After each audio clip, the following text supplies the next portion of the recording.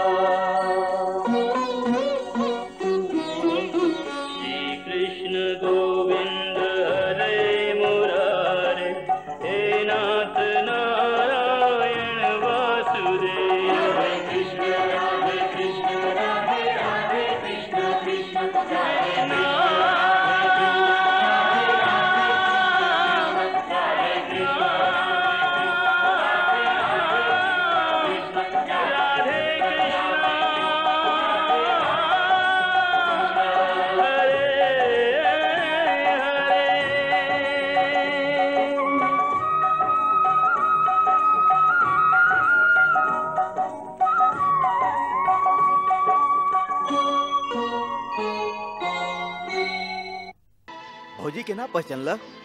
अरे ई वसुंधरा भौजी ही है, तोहार धर्म पत्नी।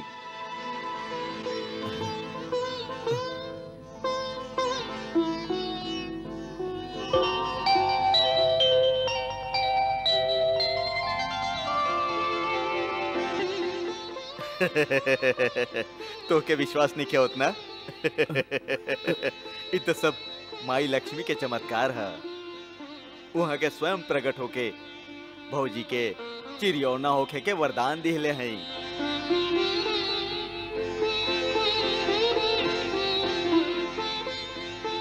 माई लक्ष्मी जी आके वरदान दिले हैं। हाँ, हाँ, हाँ, हाँ, और अब तू इनका आशीर्वाद दा। भौजी, अरे आप ठाड़ ठाड़ वहां क्या कर रहा हैं? आई और इनके पैर छू के आशीर्वाद ली। आई आई आई।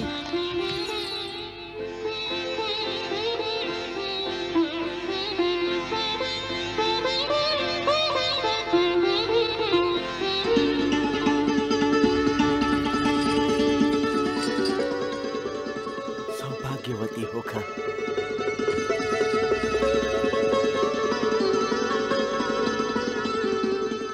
इतना सचमुच चमत्कार हो गई।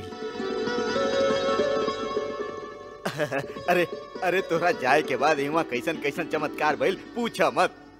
अच्छा, और नाटका सबसे पहले इमा विश्वकर्मा जी पधर ली। विश्वकर्मा? श्री कृष्ण जी वहाँ के तोहार घर के राजमहल में बदले खातिर भेजले रही। राजमहल में श्री कृष्ण जी? हाँ, बाकी भौजी आज्ञा ना दिली।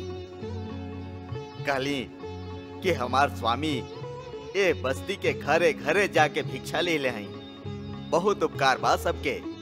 ऐसे वो लोगन के घर टूटल फूटल रहे और खाली आपन घर राजमहल बने ई यहाँ के स्वीकार नहीं खे।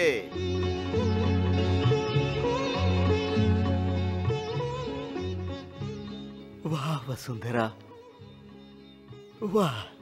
तब श्री कृष्ण जी का कैली पता बा? वहाँ के देव शिल्पी विश्वकर्मा के वृंदापुरी के हर घर के राजमहल में बदले की आज्ञा दी।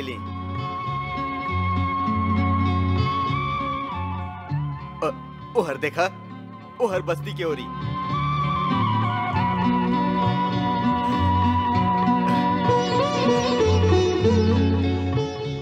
हर घर राजमहल में बदल गई है, देखा।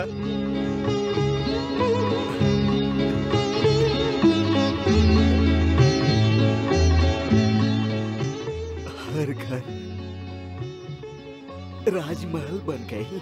हाँ हाँ, और वो तुहार घर।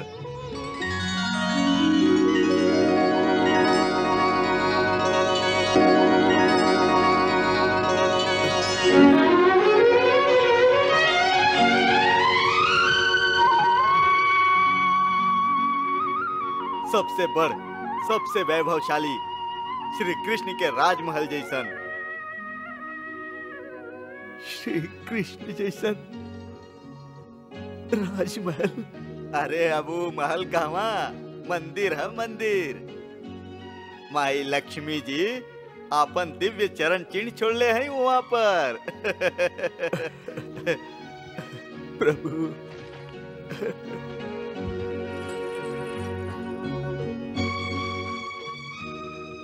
वाह, प्रभु वाह। हमरा पीछे आप ही वहां लीला दिखावत रही और अपन मित्र के भनक भी ना लागे दिले। और हम मूर्ख ही समझत रहली कि आप हमके कुछ भी ना दिले।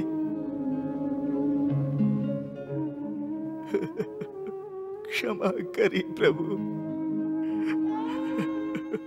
हमसे बहुत बड़ भूल हो गई।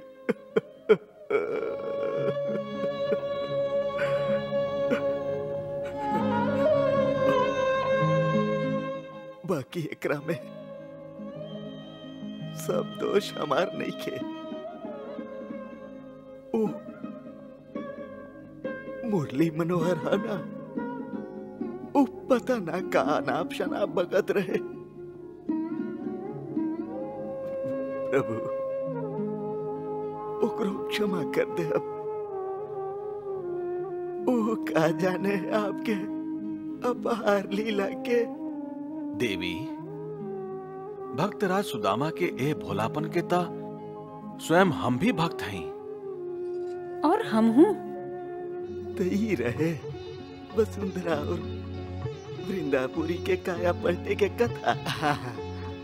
बाकी काया पलटे की कथा इहवे समाप्त नहीं के होत। अच्छा, और के कर काया पलटल है? देवर जी के।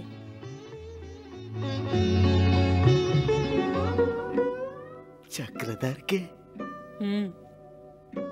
चक्रधर भी अब बदल गईल बाड़न। ई राजा के गुणगान अब बंद कर दिले बाड़न।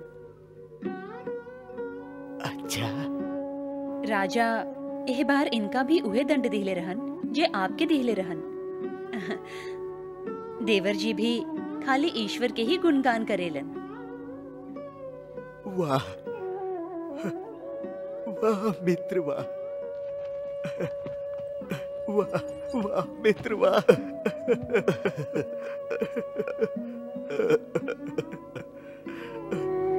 वाह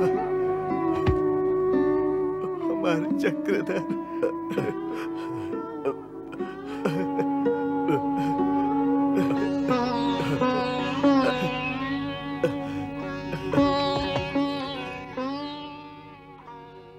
प्रभु हमार ब्राह्मण मित्र के ई मनो परिवर्तन हमरा खातिर सबसे प्यारा है। चक्रधर के फिर से धर्म के मार्ग पर लावे खातिर बहुत बहुत धन्यवाद। प्रभु, अब और कौन अचंभा, कौन चमत्कार बाकी है, वो बता दी। धीरज रखा सुदामा, अभी और भी बहुत चमत्कार होके गया। थोड़का घर तक तो पहुंचा, फिर देखा कहा होला। अरे सुदामा जी आ गइलन। सुदामा जी अरे देखा सुदामा जी आ गइलन। सुदामा जी आ गइलन। अरे सुदामा जी आ गइलन। सुदामा जी आ गइलन। सुदामा जी आ गइलन। अरे चलो चलो सुदामा जी आ गइलन। चलो भाई सुदामा जी आ गइलन। चलो सुदामा जी आ गइलन। सुदामा जी आ गइलन।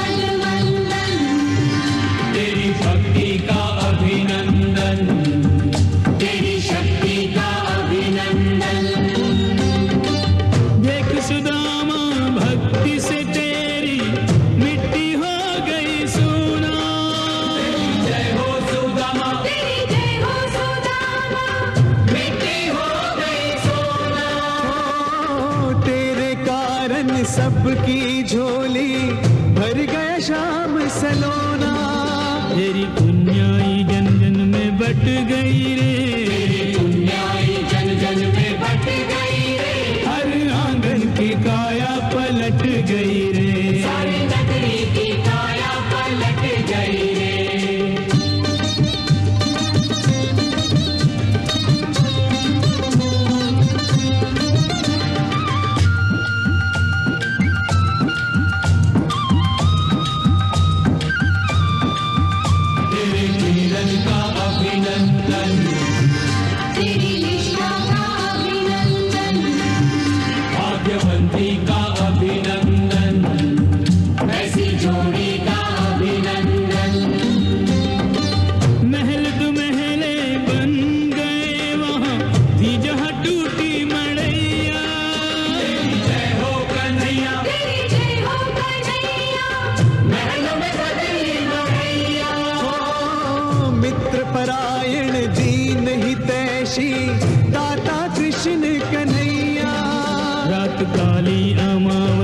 छट गई रे।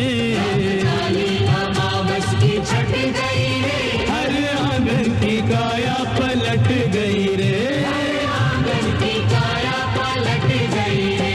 हर द्वारे से निर्धनता हट गई रे। हर द्वारे से निर्धनता हट गई रे। सारी नगरी की काया पलट गई रे। सारी नगरी की काया पलट गई रे। कन्हैया धन्य कन्हैया, कन्हैया कन्हैया दीनों के दाता, खूब निभाया सुदामा।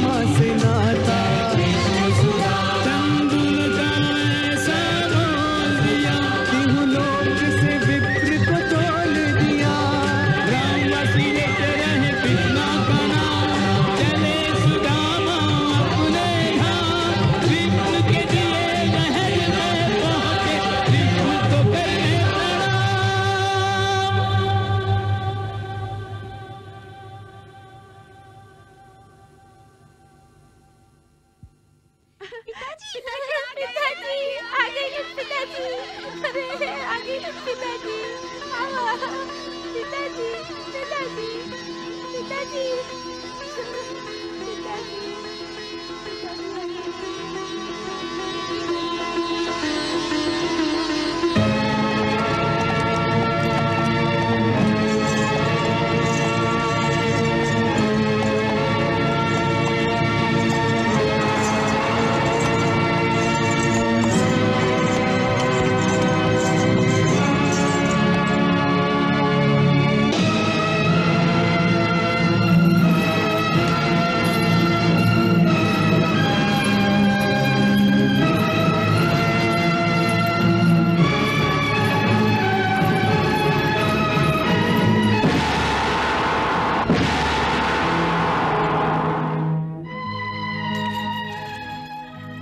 क्षमा करी भक्तराज, क्षमा करी।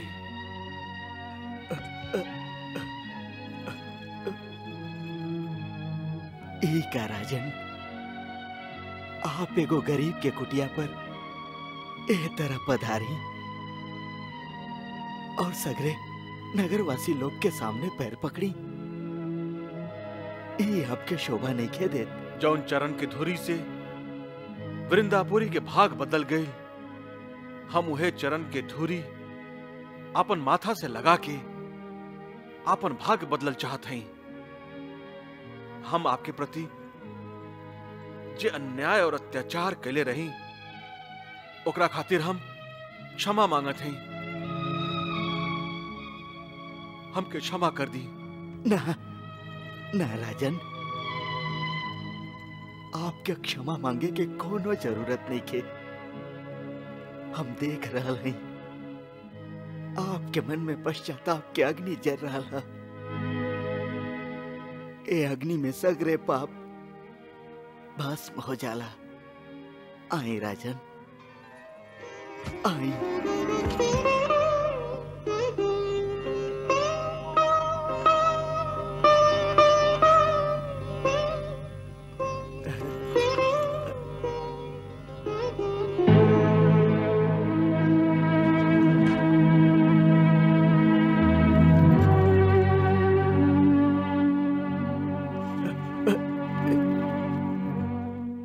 एका राजन, आज से आप सुदामापुरी के राजा हैं। ना महाराज, ब्राह्मण के कर्तव्य राज कल नहीं खे, बल्कि राजा के धर्म के मार्ग दिखावल है। यदि राजा भूल करस और गलत नीति के अपनावस तो ओकरा रोकल ब्राह्मण के धर्म है।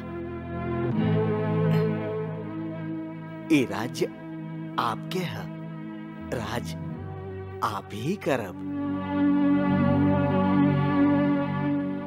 और धर्म के सिद्धांत के अनुसार ही करब।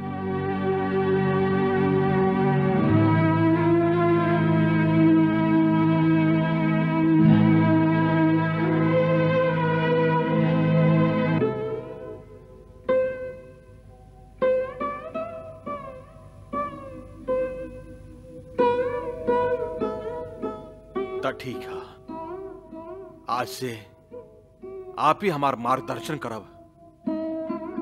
हम आपके आज ही से राजगुरु के पदवी देवे के घोषणा करत हैं।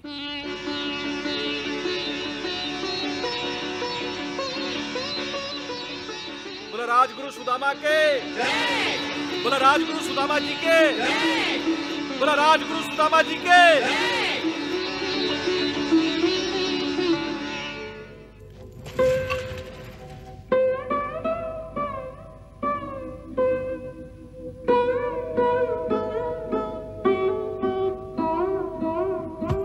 उठे राजन,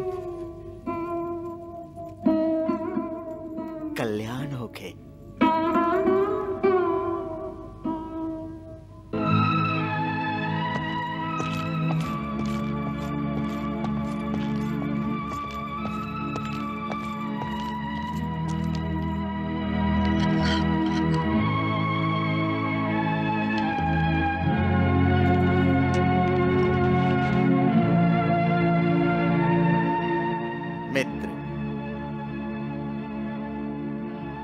भौजी कहले रही कि जब उनकर बियाह भइल रहे तब तो उनकर हाथ पकड़ के जे तरह से टूटल फूटल झोपड़ी में ले आयल रहा, वही तरह जब तक उनकर हाथ पकड़ के राजमहल में ना ले जाइब तब तक वो राजमहल में ना जाई हैं।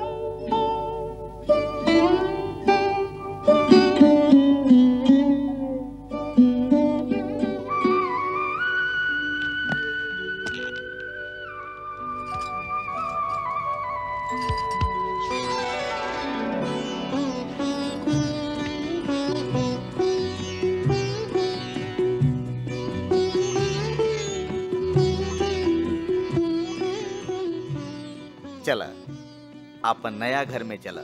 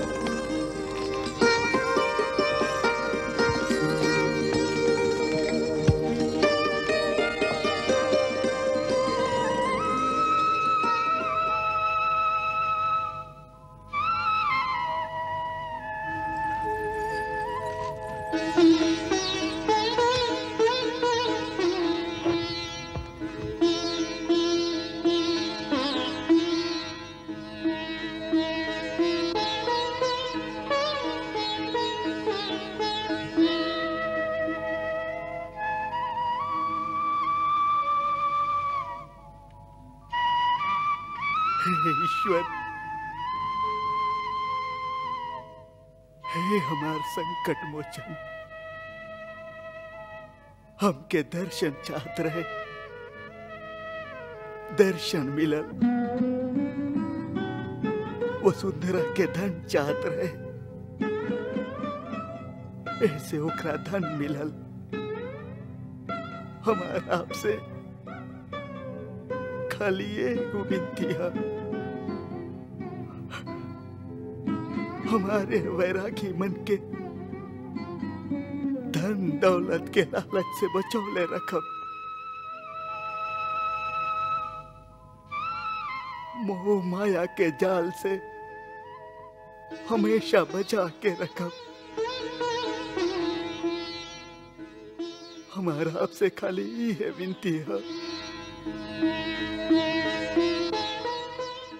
अपन भक्त के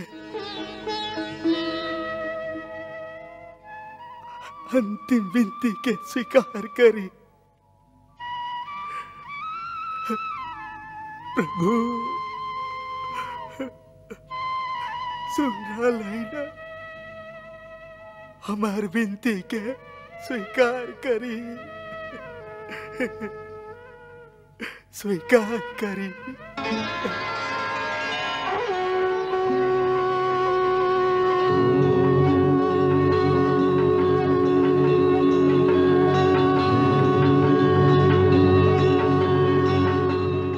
सुदामा, हम तो के आशीर्वाद देते हैं कि जीवन में कभी हो तू माया के दास ना बनबा, बल्कि हमेशा माया ही तुहार दासी बन के रही है। तुहार और तुहार परिवार के सेवा करी है।